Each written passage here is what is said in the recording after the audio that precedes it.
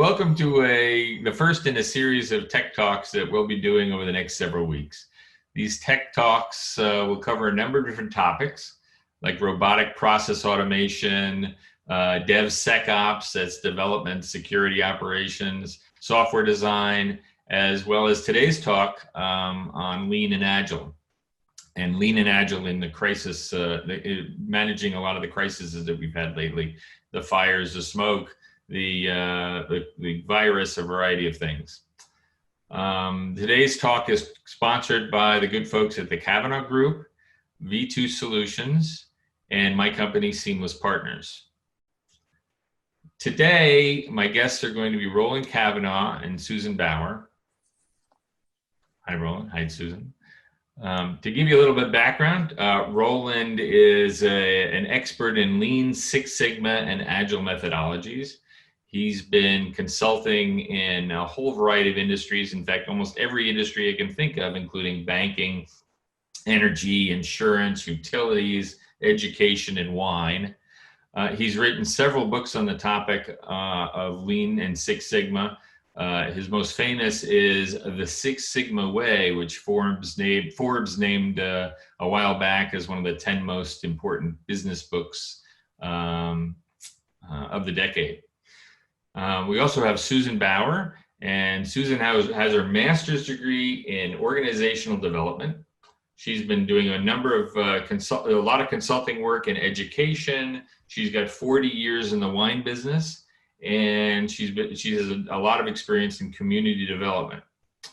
And then me, I'm Dave Kearney, and I have been building and scaling companies for over 30 years. My concentration is in executive leadership and software development. So with that said, I will open it up to our discussion for the day and start with Susan. I want you to give me, if you could, an overview of Lean and Agile and how they work together, if that works. So Lean and Agile are a group of methodologies that came out of sort of manufacturing and IT over the last 50 years. And they're a framework, they're a mindset that gives us a process to use when we're trying to solve problems in an organization. They're a prescribed set of steps, a prescribed way of doing things. Some people look at Agile as the go-to for IT, for software development, and some look at Lean for more towards manufacturing. But the reality is they actually dovetail quite nicely together, and it's easy to combine the methodologies to make one sort of overarching continuous improvement mindset. So for example, in education, school districts who have been dealing with the COVID-19 crisis, who have Agile methodologies already steeped into their culture, are doing a much better job of rolling with the punches as new information becomes clear and new mandates come down from either the federal or the state government.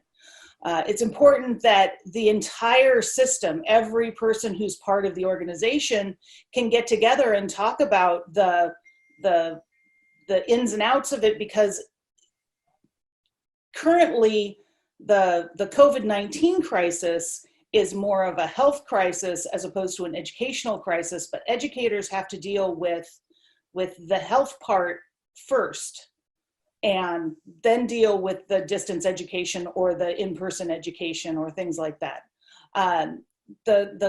The organizations that don't have an Agile or Lean process already going in their organization are going to really, really struggle if they're trying to bring this up during this time.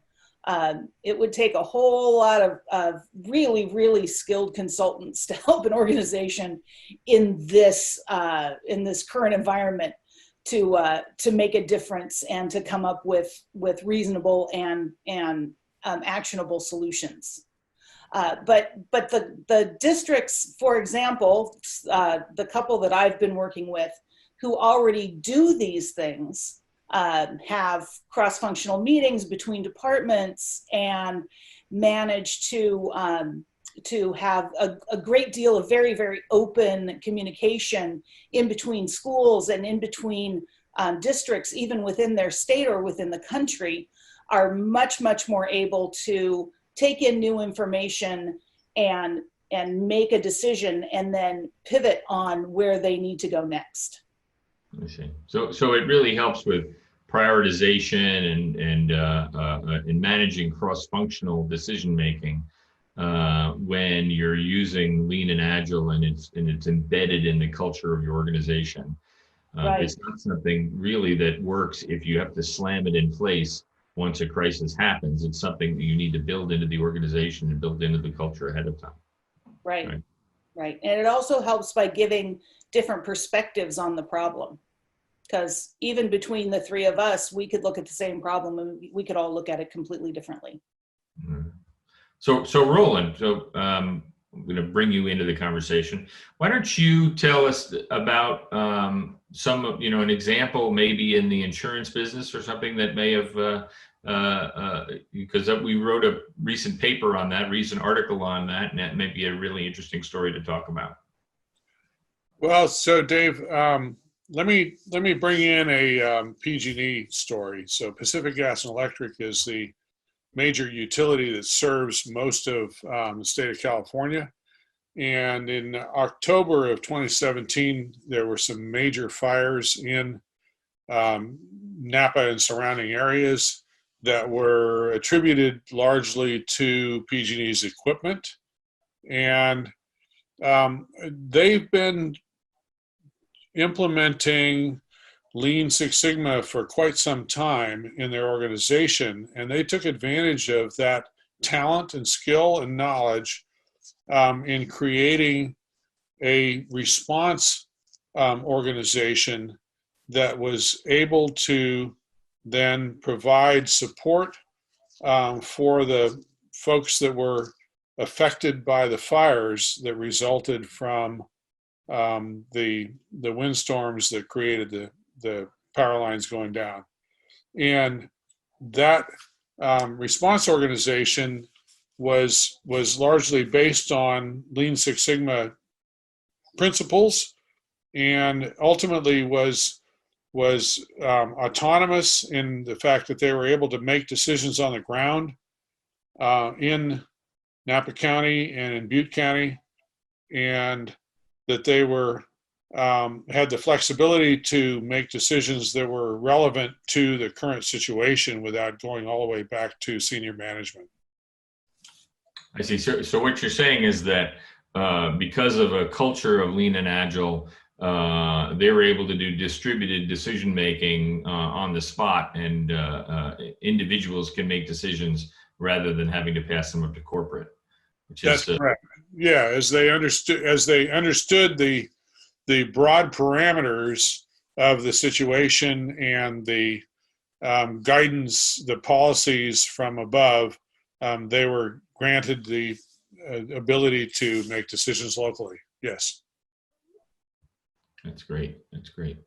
And so can you describe how you would introduce Lean and Agile into a company? So PG&E, they've been doing Lean and Agile a lot because of the work that you've done with them. But how do you introduce it to a company in the first place? I mean, how do you deliver? What's the process of bringing a company up to speed on Lean and Agile? So at the highest level, that means an executive or a division leader that has a desire to make change and to engage their subordinates in decision making and in execution of those changes. And so typically when those get started, we get asked by that executive or that division manager to come in and to help them implement, because they've got a need they've got some problem they need to solve or some long-term cultural change that they'd like to make. And they recognize that they really need to rely on the knowledge of the people that do the work rather than the people that make decisions at the higher level. I see. And so I've been with you on various consulting arrangements. Tell us a little bit about a workout. What is it? What does the process look like? Well, so a workout is you call it a town meeting where we've drawn together all of the people that do the work. So these are the people on the ground that do the work every day. These are the people that answer the phone. These are the people that make, instant decisions about how to deal with a customer or deal with a problem. Plus the people that are making the policy decisions at the higher level. We bring them all together. We pose a question to them, how to solve this, and we facilitate them carefully through to their set of solutions and an implementation plan for those solutions. I see. So that's how it works with even small and large companies can, using that process can work through, no matter how complex their issues are, they can work through and create solutions that way. That's right. So on the small side, an organization called Fifth Planet Games, looking at how they do weekly releases of new complex scenarios for their games, all the way to the Bank of the Philippine Islands and how they go about deploying mortgage application processing across 800 islands. Yeah. Okay, so I'm gonna hold you on Fifth Planet Games for a little bit and get into that kind of claims processing. So Susan, we just heard from Roland about PG&E and large companies and small companies using. I know you've been in the wine industry. They've suffered from the fires and smoke. Why don't you talk a little bit about Lean and Agile in the wine business? So, the wine industry goes through a great deal of change every year, depending on what the grapes do. We're an agricultural entity that ebbs and flows with nature, essentially. And I was having a conversation with a person who I know at Trinchero recently, and he was talking about the ways that they use Lean and Six Sigma and Agile in their day-to-day with stand-up meetings where they get together and they communicate what their issues are every day, so they can adapt to what that day is bringing. They get to a vineyard to harvest the grapes, and they find that every grape has been singed. There's smoke taint everywhere. So then they have to come back and they have to say, well, what are we going to do with all this juice? That's an agility issue. Well, we've got to pivot on a dime and figure out what to do with that. Where's that going to go? How are we going to treat it differently? And those management decisions are made not at the top level, they're made in the vineyard. So everybody in that chain of command, everybody in that system is empowered with the same level of decision-making authority to say, this is good, this is not good. And that's a training issue, and that's an empowerment issue, and that's a cultural issue where, everybody is going in the same direction and everybody knows what to do. And that's what you want in a time of crisis. You want everybody to be able to say, yes, let's go this way, or no, let's go this way. And then everybody turns on a dime. Yeah. Almost militaristic. You need that kind of, especially given climate change and all of the aspects that are affecting companies today.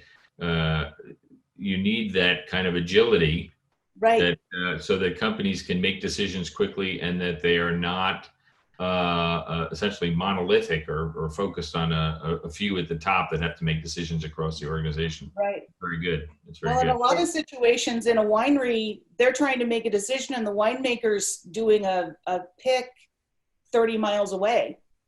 Right. And you can use cell phones, but they can't make a decision based on cell phone calls. They often have to look at it and feel it and see what's going on. Yeah. So Dave, let me interrupt for just a second. My mentor, Ord Elliott, is a Marine, and he likes to quote a book, and I'm sorry I don't have it at my fingers here, that talks about the Marine philosophy of, our objective is to take that hill, but you as a platoon need to make your decisions immediately on the fly as you go. And it's a little skinny paperback book, and it's a great one because it talks about that empowerment of, we've given you the objective, and how you solve that is your problem within these parameters. And it's pretty amazing. I'll try to look it up. Okay. We can include that in the notes of the video when we're done. Of course, yeah. Okay, so we've got an idea of utilities, the PG&E story, and the winery story. Roland, why don't you talk a little bit about the insurance industry? I know Susan and I wrote an article a few weeks back on one insurance company, but I know there are a number of insurance companies you've worked for. Why don't you give us some ideas about claims processing and various aspects that have arisen through all the various crises that we're suffering? So, I have a couple of those. I have myriad of those, but an important one is an organization that is in the named storm business, and our interaction with them was around new business. So how they sign up new clients that need insurance. However, as we concluded working with this project and streamlining the whole process of signing up new clients, which included creating work cells of underwriters and assistants and others that needed to support the process of handling a new business request. They were inundated with claims from a huge named storm in the Southeast. And the consequence of that was that they took their knowledge from creating this new business process and transferred it immediately to how they go about handling claims. And they, on the fly, real time, streamlined the claims processing process to where they were able to maintain the turnaround times that they had promised in their original contracts to their clients, as they maneuvered through all of this new knowledge about what this named storm was and who it affected and what geography it affected, and how it impacted them. And it was a major issue because it forced them to reach over into their reinsurance. I mean, it was a big deal. It was very painful to them, but they were able to manage it through using the lean techniques that they had learned in the new business process, streamlining. And so, right, so that turning on a dime and making sure that new processes that come up or new issues that come up can be handled because they've got the decision infrastructure in place to make that happen is important. That's right, and they have the knowledge of how to not require high-level decision makers to make every decision, but rather to deploy policy in a way that people that are handling calls on the phone can make the decision on the spot, and it's the right decision. It's in a similar light. The article that Susan and I wrote a few weeks back on Guide 1 Insurance had an IT problem because all of a sudden all their workers were working at home and they had an enormous amount of issues. Who wants to address, Roland, do you want to address the Guide 1? I know you're familiar with it. Well, so let me start that one because I did a substantial amount of work with Guide One some years ago in helping them convert most of their IT processes to a lean and agile format. And I use both of those words because agile, often prescribes somebody's way of doing it. And really what we were doing there was looking at the principles of lean and implementing them in a way that they would help Guide One to manage all of their IT infrastructure. And that was very successful. It took quite a while to make it work across the system through everything from supporting old infrastructure to implementing new infrastructure to security, and ultimately, as it was implemented and the knowledge was rolled out, they became very, very successful at being quick to respond to new issues, and at the same time empowering their people to be able to make decisions on the fly. And that led to the situation that I think Susan's going to speak about in the current environment. Yeah, so when they all went remote, they found that there were problems, as everybody's having, with devices, with connectivity, with learning how to use Zoom or understanding how to use Microsoft Meeting or any of the number of collaboration tools that we have at our fingertips these days. And through those prescribed methods that they'd already been doing for a long period of time, they were able to really, really quickly and easily determine what the problem was and what the best way was to fix the problem. And then how to get that problem that change implemented in a really, really speedy, in a really little, low, small, short amount of time. Yeah. With very little drama in the process. I mean, they were able to implement those, and I think if you ask the employees, there was not really a blip in what was happening because Shane Moss's team at Guide One was so good at kind of turning that around and prioritizing and making decisions on the fly. Exactly. So now I'm going to bring it back, Roland, to talk about Fifth Planet Games, because now we've kind of brought up the IT world and the technology world with the Guide One side. Why don't you talk a little bit about the process you went through with Fifth Planet Games? I know that they had to shave off something like 24 hours in their development process. Their development process is every week they had to deliver content, or they by a certain time on Friday, or they would lose revenue for the weekend from the gamers that were playing their game. But they had to shave off those 24 hours. I think it's an instructive story for working in crisis, because essentially they're working on very, very quick turnarounds and moving that software out all the way through testing, development, deployment, testing, and whatever. So if you could kind of talk about Fifth Planet Games and what process you went through for them, that might be very helpful. Yeah, Dave. So as when we started on this project, they were, as it normally expected, they were heavily divided into, I have my silo, you have your silo.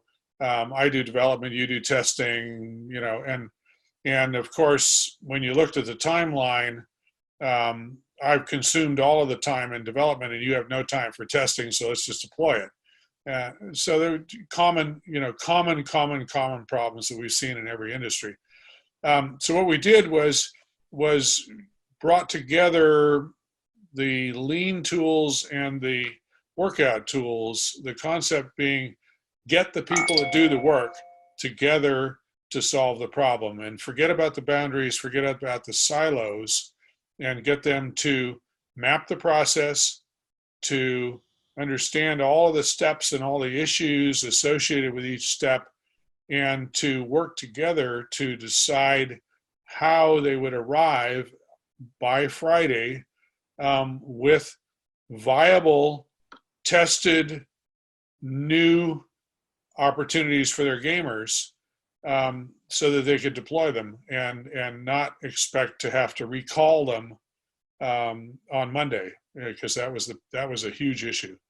So by bringing together the folks that do the work, they were able to let their guard down and to talk about, well, we experienced this. Well, we have this issue. Well, it's not clear that, what the new release needs to be. Oh, well, so testing doesn't really know what to test for until Thursday afternoon when it shows up. And so consequently, they're not prepared to test it, so they can't get it tested by Friday, et cetera. And it was very, very, very heartening and interesting to watch them work through this process of discovery and then ultimately solution development, so that they were able to create a completely new timeline with new indicators of who needed to do what, when, and what knowledge you had to have in order to execute your part, so that they were successful in getting these implementations out in time for the weekend when the gamers wanted them. Yeah. Okay, great. Okay, so I think that's a pretty good discussion. Is there anything else, any other stories you'd like to tell? Because I have a few questions that are popping up on the Q&A, and I think we only have time for a few questions. So should we move on to questions? Certainly. Okay, so first question I've got is, do you know any schools that may have used Lean and Agile to handle closings and openings? Who wants to take that one? There are a number of schools that have been using Lean and Agile to confront problems that have happened during this crisis. Broward County Schools has actually done quite a lot of work in Florida around decision making and quickly making decisions and quickly making changes to make things happen. Every teacher in the world has been using agile processes this year to make quick changes. Here in California, they used a lot of agile and lean thinking processes. I wasn't part of it, so I don't know if they did it or not. But when they decided that they needed to send out a network pack, a connection point to every student who otherwise didn't have internet service, so that they could be sure to be able to get online and weren't relying on spotty connections or going to Starbucks to get to school. The school district that I work with was using the same processes. I was working with them earlier this year to deal with issues around their after-school program. And how they were going to be able to administer a program where they didn't know who was going to show up and how it was going to be delivered, if it was going to be online or in person. They didn't know if they were going to be able to do sports. They didn't know if they were going to be able to do activities, or if they were just going to be making videos. So we spent a good deal of time with them talking about how to sort of plan Mm-hmm. each scenario so that they had an idea of what they needed to do. So when the decisions were made, they knew which direction to take, because they'd already thought through that process. Great. And through that, they also recognized the importance of keeping clear communication throughout their departments or throughout their sites, where they didn't really recognize that it was important for a teacher at one site to talk to a teacher at another site. They learned that they were having the same problems and each trying to solve them independently. But when they were able to combine their thought process, they were able to more clearly and succinctly solve a problem. Makes sense. Makes sense. Mm-hmm. Okay. All right. Second question, and this is probably the only question we're going to have time for. What about the airline industry? How might it help airline companies to deal with the fast changing issues? So maybe let me take that one. An associate of mine was doing work with Gatwick Airport and trying to increase the number of landings and takeoffs that occur in a 24-hour period. I mean, that's actually a common problem amongst all of the various airports that have high traffic. And they were trying to squeeze in a couple more landings and takeoffs, which is a common use of lean tools. And COVID came along. All of a sudden, they have no landings and takeoffs, and so it's a moot point. So their shift and in working with the airlines that they had been collaborating with this landing and takeoff problem, their shift was to help those airlines use lean tools to deal with the rapidly changing environment associated with COVID and the fact that they had immediately lost tremendous amount of landings and takeoffs and travel and passengers, but also the constraints that have been begun to impose as a result of the virus itself and its transmission capabilities. So the application of lean tools made a substantial difference in the ability to respond quickly with confidence to this new virus. Okay. All right, great. Okay, well, I think that's all we have time for today. I want to thank Roland Kavanaugh and Susan Bauer for joining me on this webinar. If you have any questions, I see a number of questions that have popped up that people have typed in, and if you have additional questions, we'll be happy to answer them offline and send you a text message or send you a message answering the question. So have a great day and stay safe.